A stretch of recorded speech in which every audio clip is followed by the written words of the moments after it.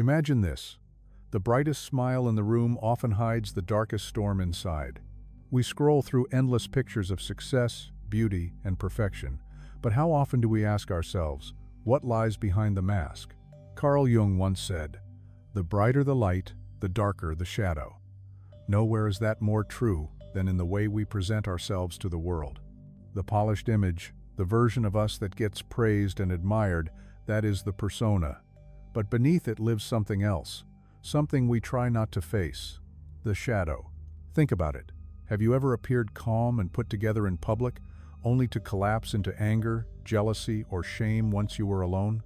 Have you ever congratulated a colleague with a smile, while secretly feeling bitterness twist in your chest?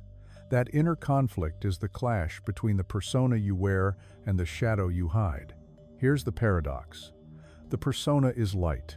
It shines, it attracts, it wins approval. But the more radiant it becomes, the deeper the shadow it conceals. It's like standing on stage under blinding spotlights. The audience sees your every gesture. Yet just behind you, in the darkness the lights can't reach, grows something bigger with every step you take forward. So let me ask you, what part of yourself do you keep hidden because you fear it would ruin the perfect picture? The anger you don't want anyone to see. The envy you don't even admit to yourself. The longing, the wounds, the raw truth that feel unacceptable. We all carry these parts. And the more we deny them, the more power they gain. The shadow doesn't disappear when we ignore it. It leaks out through sudden bursts of emotion, through the way we project onto others, through patterns of self-sabotage we can't quite explain. Think of the persona as a carefully painted mask, beautiful, flawless, admired, but the longer we wear it, the heavier it feels. And one day, when it slips even just a little, the shadow rushes out, raw and unfiltered. That moment can shock us. It can shock the people around us. And yet, it is deeply human. So here's the real question. If our persona wins us love, success, and belonging, why risk peeling it back to face the shadow? Why not just keep playing the part, keep basking in the light?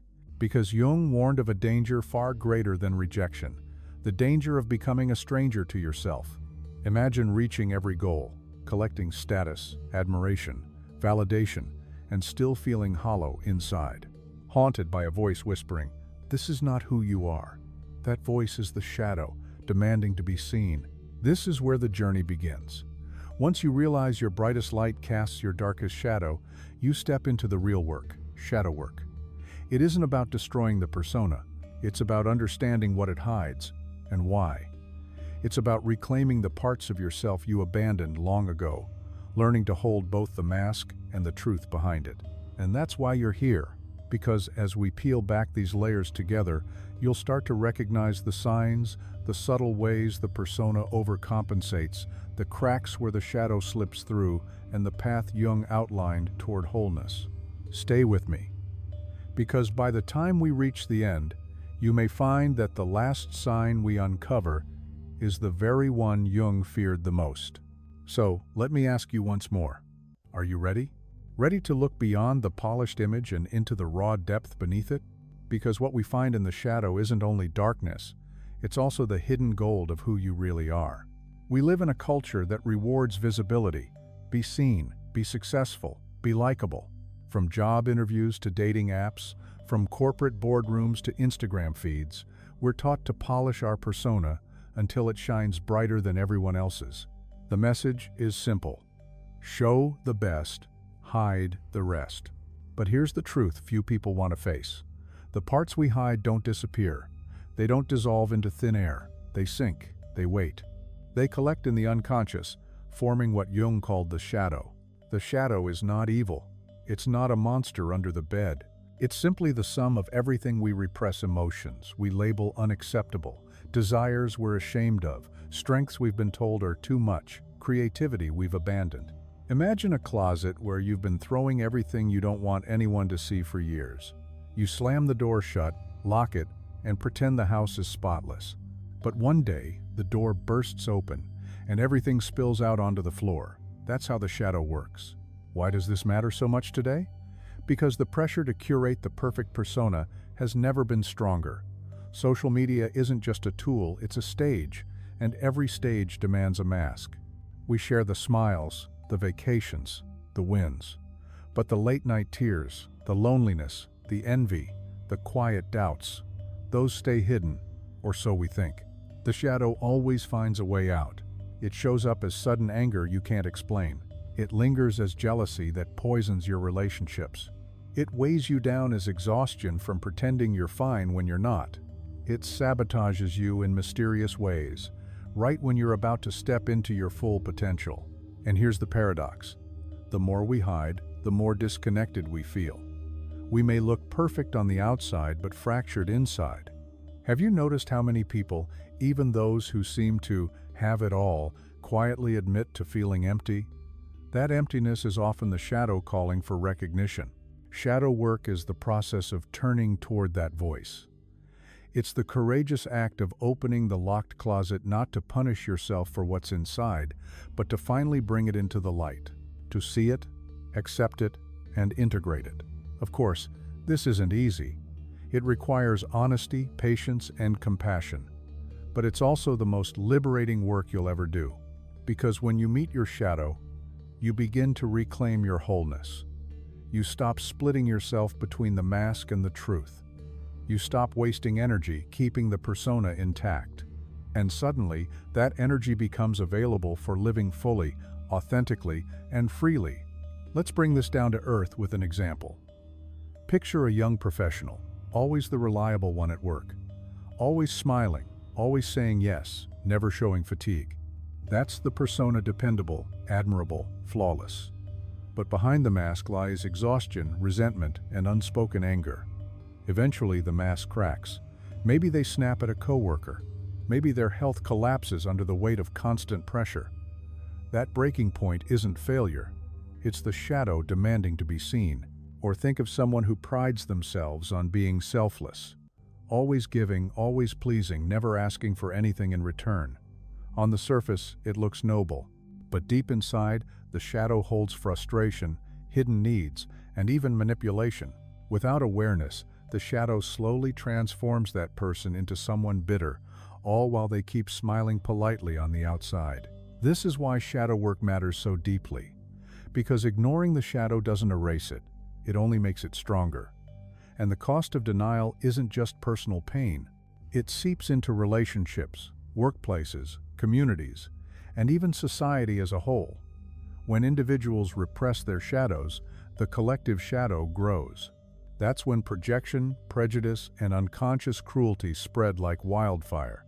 So shadow work isn't just another self-help trend. It's not about chasing perfection or joining the latest wellness fad. It's a vital practice for modern life. It's about healing the split inside you so you stop leaking unconscious pain onto others. It's about reclaiming the gold hidden in the darkness, your forgotten creativity, your untapped strength, your authentic voice. So here's the invitation. Instead of fearing the shadow, what if you became curious about it? What if every trigger, every emotional eruption, every jealous pang wasn't a failure, but a doorway? A doorway leading back to the parts of yourself you abandoned long ago. And that's where we'll go next. Because sometimes the best way to understand the shadow is not through theory, but through story. In myths, symbols, and everyday examples, we can see truths that we'd rather not face but need to. Stay with me. The story you're about to hear may hold up a mirror that shows not just who you pretend to be, but who you really are. Let me share a story with you. There was once a great cathedral. By day, sunlight poured through its stained glass windows, filling the floor with dazzling colors. Pilgrims traveled from miles away to admire its beauty. They marveled at the shimmering mosaics, the soaring arches, the way light turned cold stone into something sacred. But almost no one noticed what lay beneath. Below the polished marble floors, hidden from view, stretched a crypt. Dark, damp, filled with forgotten relics. It was sealed off, avoided, whispered about, but never visited. The cathedral wanted the world to see its stained glass, not its shadowed basement. Here's the paradox. Without that hidden crypt, the cathedral above would collapse. The darkness held the weight of the light. That cathedral is you. The stained glass is your persona. the image of yourself you proudly show the world. And the crypt? That's your shadow. You may ignore it, but it silently carries the weight of everything you repress and deny. Without it, the structure of who you are would not stand. Now let's bring this into modern life. Imagine Sarah, a marketing executive in her 30s. To the world, she looks like the picture of success: sharp suits, a confident smile, an Instagram filled with achievements and adventures. Her persona shines as bright as stained glass in sunlight. But privately, Sarah feels suffocated. She snaps at small mistakes. She drinks too much at night to calm her nerves. She scrolls through social media, feeling waves of jealousy toward friends who seem freer, happier, more alive. Those feelings don't match her polished image, so she pushes them down. "I'm fine," she tells herself, but the shadow doesn't stay buried. During a big presentation, Sarah freezes. Her carefully rehearsed confidence crumbles into self-doubt. Her words stumble, her hands shake.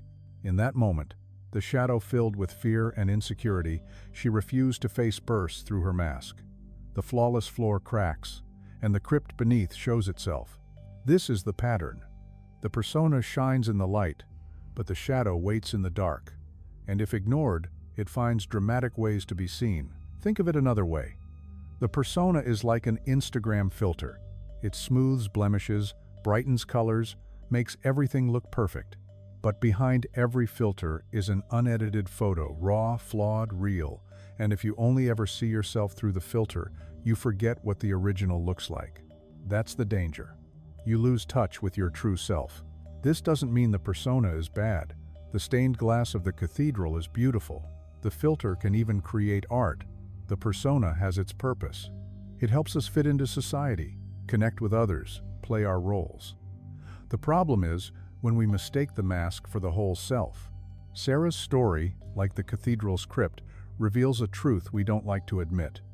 You cannot separate the light from the dark. Deny one, and you weaken both. Jung often used myths and stories to show this dance. Think of Dr. Jekyll and Mr. Hyde. Jekyll was the polished doctor, admired by society, his persona. Hyde was the repressed shadow, erupting violently after years of denial. The more Jekyll tried to split himself into all good and all bad, the more dangerous his shadow became. That myth lives in each of us. Every time we suppress anger to look kind, envy to look supportive, fear to look confident, Hyde grows in the crypt. Not because we're evil, but because what we repress must eventually find expression. So what if, instead of fearing the crypt, we entered it with a lantern? What if Sarah, instead of pushing away her jealousy and exhaustion, asked them, "What are you here to teach me?" Maybe her envy points to her own longing for freedom. Maybe her exhaustion signals a need for rest and boundaries. Maybe her anger whispers, "You don't always have to smile." This is shadow work. Walking into the crypt, not to destroy the darkness, but to discover the treasures hidden there. Because often, what we've buried isn't just pain, it's also power. Now pause and think about your own life. What do you post for the world to see? And what do you keep locked away in the crypt of your heart? What would happen if you cracked the door open, even just a little, and let some of that truth into the light? Because wholeness isn't about being all light. Jung taught that wholeness is holding both the stained glass above and the crypt below. And with that in mind, let's move into something even more practical. There are clear signs your shadow is slipping through the mask of your persona. These signs often show up quietly, disguised as everyday life. But once you learn to recognize them, you'll never see yourself or others in the same way again. The shadow doesn't knock politely. It doesn't wait for permission. It slips in quietly, often disguised, often denied. Yet it leaves traces everywhere in your emotions, your relationships, and the choices you make without knowing why. Let's uncover 3 of the clearest signs that your shadow is breaking through the mask of your persona. Have you ever exploded over something tiny? Maybe someone cut you off in traffic, and suddenly your heart raced, your hands shook, and you cursed louder than the moment required. Or maybe a friend forgot to text you back, and it felt like a betrayal so deep it consumed you for hours. That's the shadow speaking. These overreactions are rarely about the present. They're echoes of something buried. The anger at traffic might be carrying years of feeling disrespected. The hurt over a text might be carrying old wounds of abandonment. The persona says, "I'm fine, I'm calm, I'm in control." But the shadow leaks through the cracks, turning small sparks into raging fires. So next time you feel an outsized reaction, pause. Ask yourself, what's the story behind this intensity? What old pain is being touched right now? That simple question can begin to open the door. Here's another sign: projection. Jung once said, "Everything that irritates us about others can lead us to an understanding of ourselves." Projection happens when you disown something in yourself, so you start seeing it everywhere else. For instance, someone who refuses to admit their own selfish impulses might constantly accuse others of being greedy. Someone who represses their anger might keep complaining about how toxic everyone else island. The persona insists, "I'm generous, I'm kind, I'm patient." But the shadow knows otherwise, and because you've buried those qualities, they light up like neon signs when you see them in others. It's like carrying an unconscious projector. You shine your denied traits onto other people, and suddenly they look like villains, when in truth, they're mirrors. So when someone gets under your skin, ask, what is it about them that feels so intolerable to me? Could that trait also exist in me, even if I don't want to admit it? Often, the answer stings, but it also frees. And then there's self-sabotage. Think about the times you've been preparing for something important. You've been working for weeks. The opportunity finally arrives, the interview, the performance, the relationship. And then, just as success is within reach, you trip yourself up, you procrastinate, you freeze, you say the wrong thing. Somehow, it slips away. That's the shadow at work. Because the shadow doesn't only hold what we fear, it also holds parts of our power that we buried long ago. Maybe as a child you were told not to shine too brightly, so now your shadow sabotages you whenever recognition is close. Maybe you were told you weren't worthy of love, so just as intimacy deepens, your shadow whispers, "It's not safe," and pulls the strings from behind the curtain. Self-sabotage often isn't laziness or bad luck, it's protection. The shadow trying to keep you safe from pain you once knew too well. The next time you catch yourself getting in your own way, ask, what hidden belief is behind this? What is my shadow trying to protect me from? That shift in perspective can change everything. When you step back, these three signs, emotional overreactions, projections, and sabotage, all point to the same truth. The shadow is not here to destroy you. It's here to deliver a message.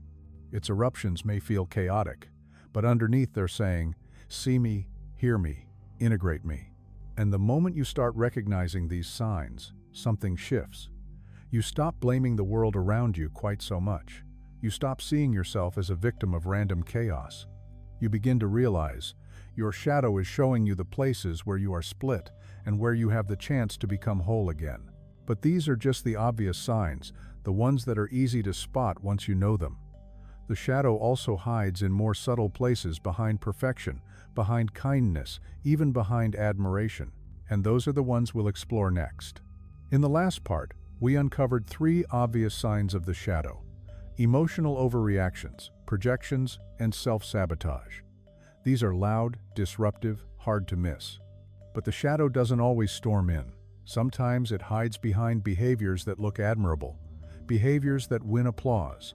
That's what makes the next three signs so tricky. They look like strengths, but they carry a hidden cost. Let's start with perfectionism. On the outside, perfectionism looks like ambition, discipline, excellence. We praise it. We hire people for it. We post about it as if it's a virtue.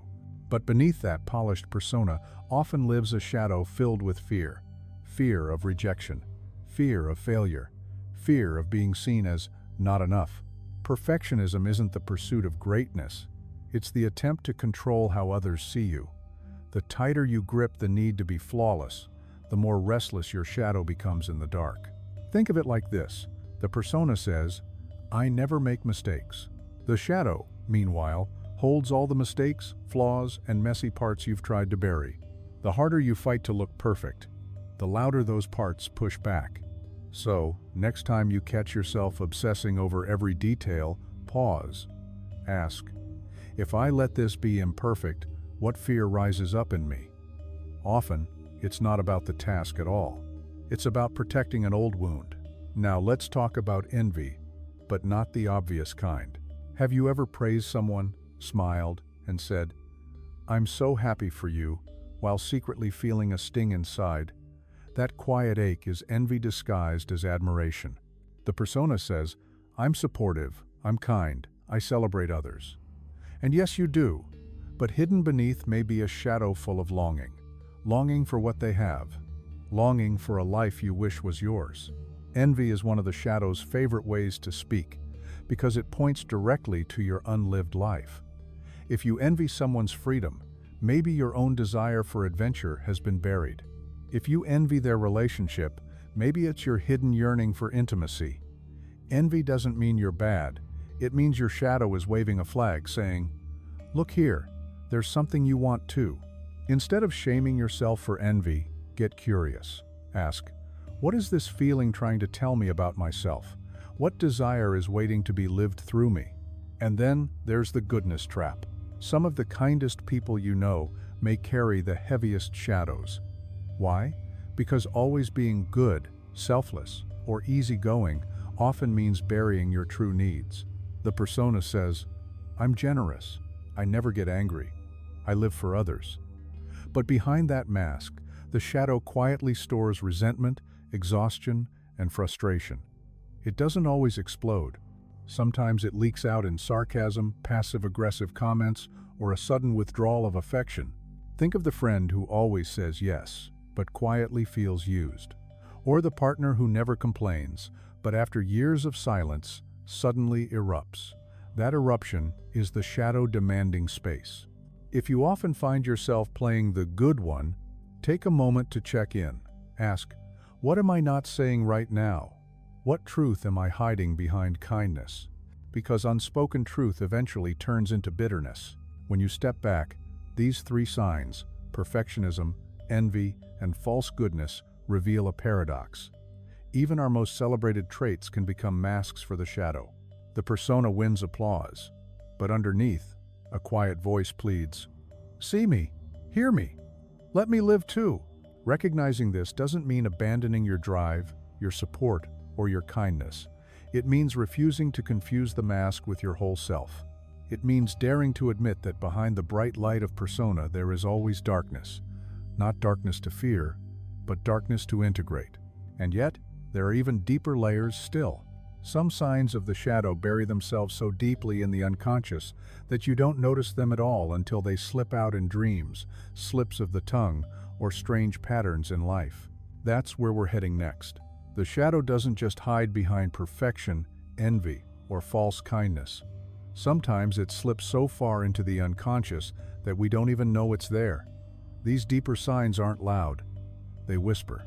They show up in dreams, slips of the tongue, or strange coincidences that make us pause and wonder, where did that come from? Let's explore three of these hidden signs.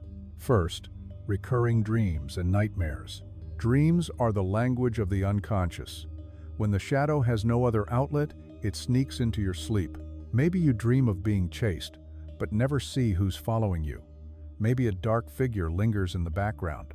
Or maybe you dream of falling, failing, or standing exposed in front of strangers. These dreams aren't random. They are symbolic voices of the shadow. The persona may rule your waking hours, but at night, the shadow speaks. Jung believed dreams are the psyche's way of balancing what we ignore. If you live only in the light, your dreams will drag you into the dark, reminding you of what you've buried. Keeping a dream journal can be powerful. Even if the details are fuzzy, jot down the images, emotions, or repeating themes. Over time, you'll begin to see patterns, and those patterns often point straight to the shadow. Second, accidents and slips. Have you ever said the very thing you promised you wouldn't say, or made a mistake that secretly revealed what you wanted all along? Maybe you forgot a meeting you dreaded. Maybe you called someone by the wrong name, the name of the person actually on your mind. These slips aren't just clumsiness. They're moments when the shadow grabs the wheel. Freud called them parapraxes. Jung saw them as the shadow breaking through the persona's control. The persona says, "I'm polite, I'm professional, I've got it all together. But the shadow mutters underneath, and sometimes it blurts out loud. So the next time you trip over your words, instead of brushing it off, pause. Ask, what truth just leaked out of me? What feeling was trying to find a voice? Those small slips can hold surprising wisdom. And third, patterns and synchronicities. Jung introduced the idea of synchronicity, meaningful coincidences that point to deeper truths. When the shadow is active, life often mirrors it back in uncanny ways. Maybe you keep attracting the same type of partner who triggers the same wounds. Maybe you keep ending up in situations that force you to face rejection, anger, or control. Or maybe you notice recurring symbols, an animal that keeps appearing, a phrase you hear everywhere, numbers that follow you around. These patterns aren't accidents. They are the psyche's way of whispering, "Pay attention, the shadow is trying to show you something." When you write these patterns down, a picture emerges. And often, that picture points directly to the work your unconscious is calling you to do. Step back for a moment. These signs, dreams, slips, synchronicities reveal how the shadow doesn't just live in your emotions or behavior. It weaves itself into the fabric of your life. It shows up in symbols, accidents, and mysteries that logic alone can't explain. The persona wants life neat, predictable, controlled, but the shadow thrives in mystery. It slips through the cracks, leaving clues in places you'd least expect, a dream that wakes you sweating, a word you didn't mean to say, a coincidence too strange to ignore. The question is, will you dismiss these whispers, or will you lean in and listen? Because when you do, you discover the shadow isn't just the basement of your cathedral. It's also the hidden architect, guiding you toward wholeness in ways your conscious mind can't yet see. Recognizing signs is only the first step. To truly meet the shadow, you need tools, ways to explore it, talk with it, and integrate it into your life. That's where we're going next. Into the practices that make this work real. Recognizing the shadow is only the beginning. Seeing the signs is like spotting footprints in the forest. They tell you something has passed through, but they don't bring you face to face with it. To truly meet your shadow, you need a practice, a way to open a dialogue with what's been hidden. One of the most powerful tools for this is journaling. And not the polished, pretty kind you see on social media. I'm talking about raw, unfiltered, messy journaling. A private space where the persona has no audience to impress, and the shadow finally gets a chance to speak. Let's begin with the trigger journal. Whenever you feel a strong emotional reaction, anger, jealousy, shame, defensiveness, grab a notebook. Write down exactly what happened, how you felt, and what story you told yourself in that moment. Then ask, what does this remind me of? When have I felt this before? Patterns will appear. You'll notice today's arguments echo old wounds. The shadow thrives on repetition. By tracking your triggers, you create a map of the places your unconscious is asking for attention. Don't censor yourself. Even if your thoughts feel ugly or unacceptable, put them on the page. The shadow doesn't need politeness, it needs honesty. Now try the mirror dialogue. Take 10 minutes. On one side of the page, write as your persona, the version of you the world sees. On the other side, write as your shadow. Let them talk to each other. For example, persona: I have to be perfect at work. Everyone depends on me. Shadow: I'm exhausted. I hate this pressure. I want to scream. Persona: if I stop, people will think I'm weak. Shadow: and if you don't stop, I'll sabotage you anyway. This exercise can be startling. You'll discover your shadow isn't a monster at all. More often, it's a younger, wounded, or silenced part of you that's desperate to be heard. Write quickly, don't edit. Let the voices spill. Then, there's the envy compass. Write down 3 people you envy the most. Beside each name, list what you envy about them. Is it their freedom, their confidence, their relationship, their creativity? Now flip the question. What does this envy reveal about my unlived life? What part of me longs to be expressed through their example? Suddenly, envy stops being poison and becomes a guide. It shows you the pieces of yourself you've buried. And as you integrate them, your envy shifts. Revisit this list every few months. You'll notice new names and new clues. If writing feels too abstract, try shadow roleplay. Pick one emotion you usually repress: anger, sadness, desire, arrogance. Then, in a safe space, give yourself permission to embody it fully. Speak as if you were that part. Move your body as if that energy was flowing through you. You don't need an audience. This is just for you. By giving physical voice to the shadow, you loosen the grip of repression. Even 5 minutes can open a door. Finally, try the gentle reframe. Not all shadow work has to be heavy. Sometimes it's as simple as changing the question. The next time you think, "I shouldn't feel this way," pause and ask instead, "What part of me is asking to be included right now?" That shift from judgment to curiosity is the heart of integration. The real power of these practices isn't in doing them perfectly.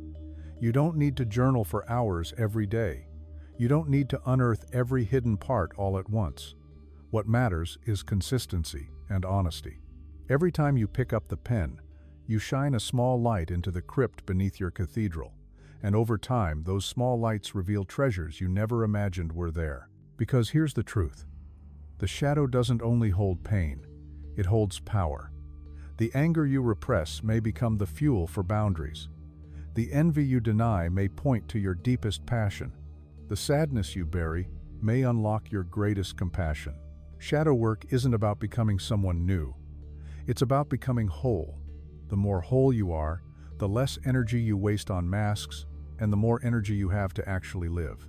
Next, we'll explore where the shadow shows up most dramatically: in love and relationships. Because nothing exposes our hidden sides faster than intimacy. If there's one place the shadow refuses to stay hidden, it's in our closest relationships. Love has a way of stripping off the persona. The mask might hold at work or in public, but behind closed doors with a partner, a family member, or someone you trust deeply, the shadow steps forward. Why is that? Because intimacy awakens what's buried. When someone sees you, really sees you, they don't just meet your light. They bump into your wounds, your fears, and the parts of yourself you've tried to forget. Relationships are mirrors. That's why they can feel so triggering. The habits, flaws, or even successes of your partner reflect your own unconscious material back to you. If you've repressed your anger, you may be drawn to or irritated by someone who expresses theirs openly. If you've denied your need for attention, you may resent your partner for always needing the spotlight. What bothers you most in them often points directly to what you've buried in yourself. On the surface, the persona says, "I'm calm, I'm giving, I'm above all that." But the shadow whispers, "No, you're not. You want those things too." Think of a couple arguing about chores. On the surface, it's about dishes or laundry. But beneath it, one partner may carry a wound of feeling unseen, while the other carries a wound of control or fear of failure. The argument isn't really about dishes.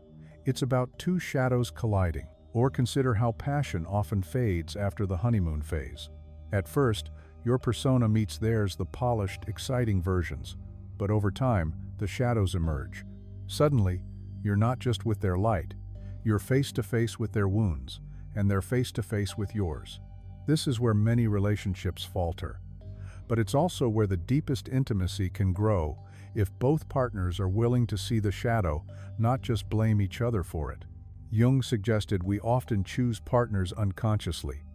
We're not just drawn to their light, but to the very qualities we've exiled in ourselves. This is why opposites attract. The workaholic is drawn to the free spirit, the quiet one to the loud one, the nurturer to the taker. On the surface, it feels romantic. You complete me. But unconsciously, it's the psyche's way of trying to reclaim wholeness. You outsource what you've denied to someone else, hoping they'll carry it for you. The problem is, eventually resentment grows. The workaholic calls the free spirit irresponsible. The quiet one calls the loud one attention-seeking. The nurturer calls the taker selfish. And all along, the shadow laughs, because the qualities we hate most in them are the ones we've buried in ourselves. Here's the opportunity. Instead of running from these conflicts, use them as doorways. When your partner triggers you, pause and ask, "Is this about them, or is this a mirror of me?" What part of my shadow is being poked right now? This doesn't excuse harmful behavior, but it shifts the focus from blame to awareness. Relationships then become laboratories for growth, not battlegrounds of projection. Try this the next time you feel angry at your partner. Write 3 sentences. They always, I never, deep down, I wish I could. You may be surprised to see how your accusations often reveal your own secret longings. When both partners commit to shadow work, something beautiful happens. Arguments become opportunities to understand each other's wounds. Envy transforms into inspiration. Resentment softens into honesty. This doesn't mean relationships are free of conflict, far from it. But the conflicts gain meaning. Instead of hiding behind the persona, you reveal your shadow not as a weapon but as a truth. And in that truth, intimacy deepens. Because intimacy, at its core, means into me, you see. When someone can see not just your persona but also your shadow and still choose to stay, that is love at its deepest. The shadow in love is not an enemy. It's a guide. It pushes you toward honesty, vulnerability, and growth. The question is, will you keep fighting it or let it teach you?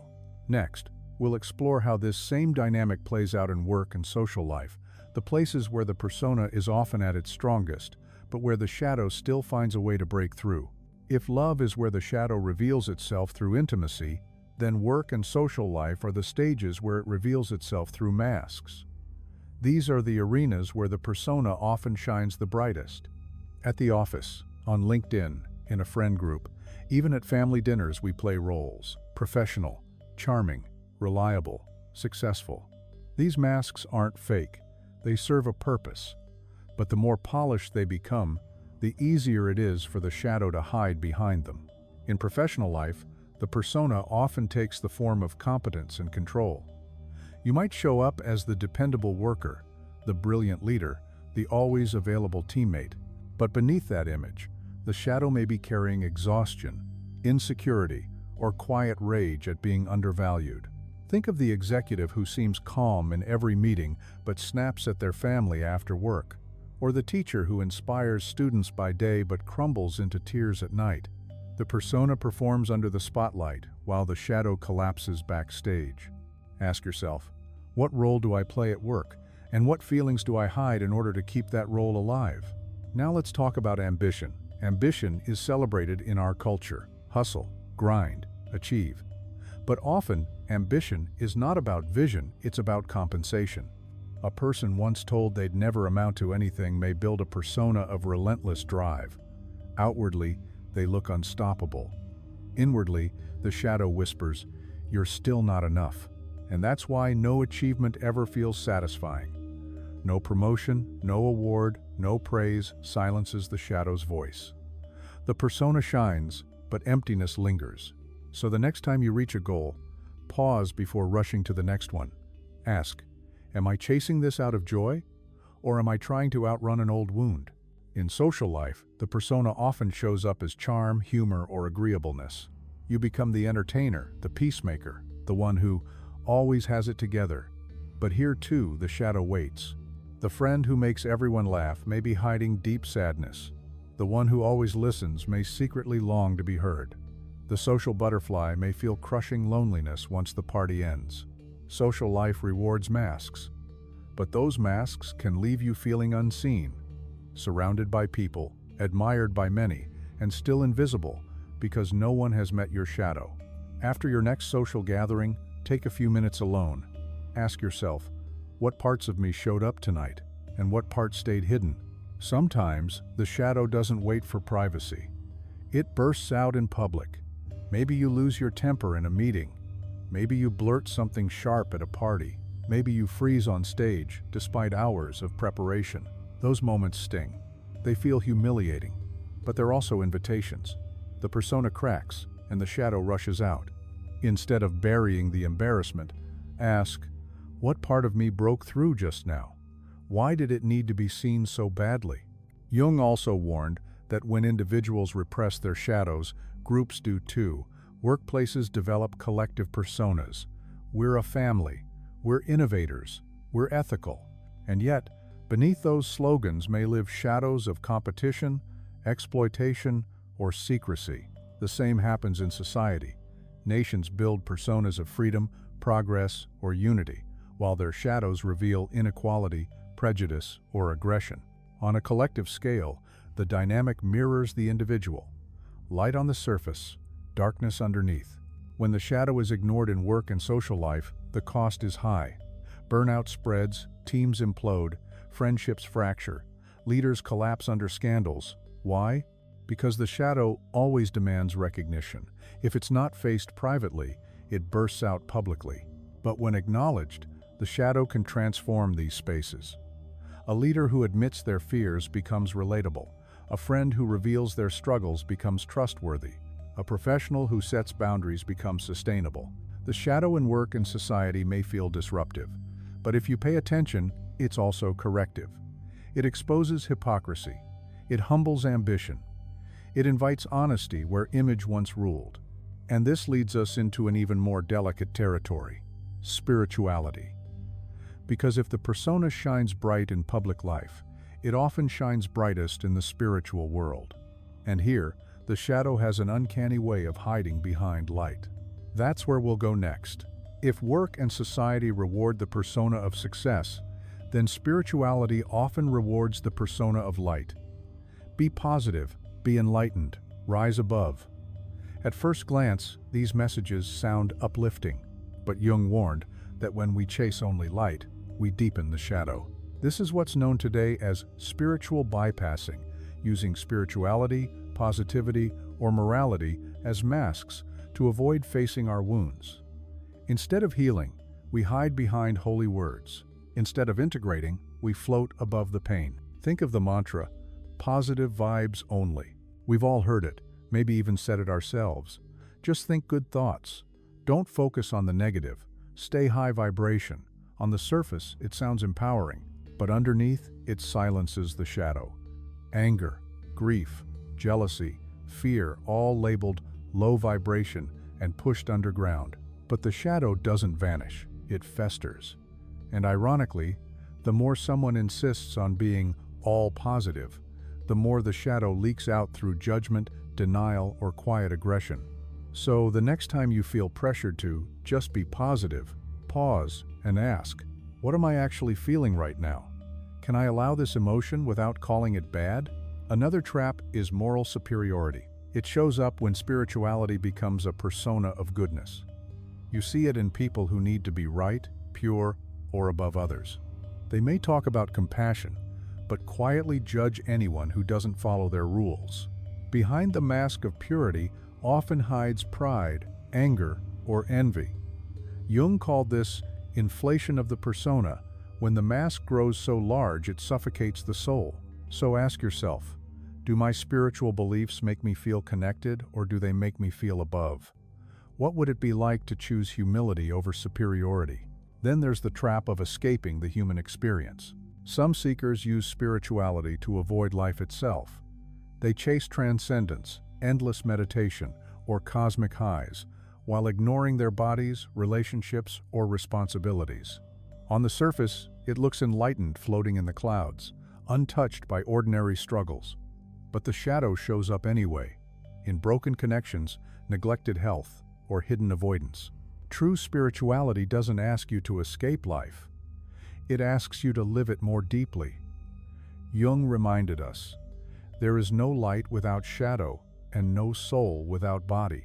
So pause and ask, am I using my practices to escape or to engage more fully with life? Does my path bring me closer to people or farther away? Here lies the paradox. The brighter someone tries to shine as a spiritual person, the darker their shadow becomes if ignored. That's why gurus fall to scandal. Communities fracture under hidden abuse. Love and light. Slogans crumble when the unacknowledged shadow finally erupts. This isn't a failure of spirituality itself. It's a failure of integration. When spirituality becomes just another persona, another mask of perfection, the shadow grows stronger in silence. True spirituality isn't about floating above your humanity. It's about grounding yourself in it. It's not about silencing the shadow, but listening to it. Not about denying your wounds, but healing them. The authentic path is messy. It's laughter and tears, stillness and rage, peace and discomfort. It's not about erasing darkness, but about holding it together with the light in one heart. Spiritual traps look noble, but they rob you of wholeness. The gift of real spirituality is that it accepts the whole, the persona, the shadow, the wounds, and the wisdom. So the next time you catch yourself thinking, "I shouldn't feel this," or "I must stay positive," pause. Remember, your shadow is not the enemy of your spirituality. It is the doorway into it. And that brings us to Jung's deeper philosophy, the collective shadow, because the shadows we refuse to face individually don't just vanish, they spill into the world around us. What we deny personally becomes magnified collectively, and that's where we'll turn next. Up to this point, we've explored the shadow as a personal force, the hidden side of your psyche that shows up in love, in work, in your daily life. But Jung believed the shadow was not just individual, it was also collective. Entire groups, cultures, and nations carry shadows, and when these shadows are ignored, the consequences ripple across history. Just as people build personas, societies build them too. A country might declare, "We stand for freedom." A community might say, "We are united and peaceful." A corporation might claim, "We innovate and care." On the surface, these personas shine. But beneath them, collective shadows form. Freedom hides inequality. Unity hides exclusion. Innovation hides exploitation. Just as individuals bury their unwanted traits under smiles, societies bury their contradictions under slogans. Jung saw this clearly in his time. He lived through world wars, when nations projected their shadows onto enemies. Each side demonized the other, refusing to see the same darkness living within themselves. What he observed then still applies today. Every time a society scapegoats a group blaming them for economic troubles, social unrest, or moral decline, that's the collective shadow at work. Instead of facing its contradictions, the culture projects them outward. It's the same pattern as an individual blaming others for qualities they deny in themselves, only magnified across millions of people. Jung feared the collective shadow even more than the personal one, because when unacknowledged, it gathers power. It unites people not in awareness, but in fear, hatred, and denial. When millions share the same disowned traits, the result can be war, oppression, even systemic cruelty. He warned that humanity's greatest threat was not an external enemy, but our own unconsciousness, the shadows we refuse to face together. And you don't have to look far to see it today. The culture that glorifies productivity carries a shadow of burnout. The society that worships youth carries a shadow of ageism. The nation that promises equality still carries a shadow of inequality unresolved. Even technology has a persona connection, progress, innovation, while its shadow reveals addiction, disconnection, and manipulation. When collective shadows are ignored, we end up stuck in endless cycles of outrage, blame, and denial. We fight external battles without realizing the war begins inside. So what do? Jung's answer was simple but demanding. Start with yourself. You cannot change the collective shadow unless you've faced your own. Every projection you withdraw from others, every part of yourself you reclaim, weakens the collective darkness. Imagine millions of people doing this work, owning their anger, their envy, their fears, instead of dumping them onto others. There would be fewer scapegoats, less unconscious hatred, fewer eruptions of violence. This is why Jung saw shadow work not just as a tool for personal growth, but as a moral responsibility. By owning your darkness, you protect the world from it. He often used alchemy as a metaphor. The alchemists sought to turn lead into gold. For Jung, the lead was the shadow-heavy, hidden base. The gold was integration, a whole self, capable of compassion, creativity, and wisdom. But here's the secret. You don't get gold by throwing the lead away. You get there by transforming it. That's as true for societies as it is for individuals. We don't reach peace by denying darkness. We reach it by facing it and working with it. Jung once wrote, "Until you make the unconscious conscious, it will direct your life, and you will call it fate." The same is true collectively. Until we face our collective shadows, history will keep repeating itself, and we'll call it destiny. But there is hope. Every step inward creates ripples outward. Every time you choose to see your own shadow instead of projecting it, you shift the field for everyone around you. You create more space for honesty, compassion, and healing. And now, as we come to the end of this journey, we'll bring everything together. We'll look at how to carry this awareness into your daily life, and why embracing both your light and your darkness may be the most radical, liberating act you can take. Stay with me, because the conclusion may be the true beginning of your real journey. We began this journey with a paradox. The brighter the light, the darker the shadow. And now, after walking through signs, stories, and practices, the truth becomes clear: the shadow isn't your enemy, it's your hidden ally. Your persona has a purpose. It helps you navigate society, build relationships, and show up in the world. But it's not the whole story. Beneath the stained glass of your persona lies the crypt of your shadow, filled not only with wounds, but also with power, creativity, and forgotten gold. When you deny the shadow, it doesn't disappear. It seeps out through overreactions, projections, sabotage, perfectionism, envy, resentment, dreams, slips, synchronicities, finding ways to be seen. It shows up in love, in work, in friendships, even in spirituality. Left unseen, it grows destructive. But when you turn toward it, something extraordinary happens. Integration begins. Instead of fearing your anger, you learn it can fuel your boundaries.